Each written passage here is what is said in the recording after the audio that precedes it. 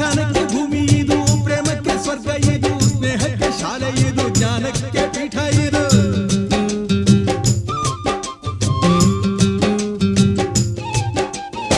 ಕಾವ್ಯಕ್ಕೆ ಕಲ್ಪ ಇದು, ಶಿಲ್ಪಕ್ಕೆ ತಲ್ಪವಿದು, ನಾಟ್ಯಕ್ಕೆ ನಾಡಿ ಇದು, ನಾದಾಂತರಂಗವಿದು.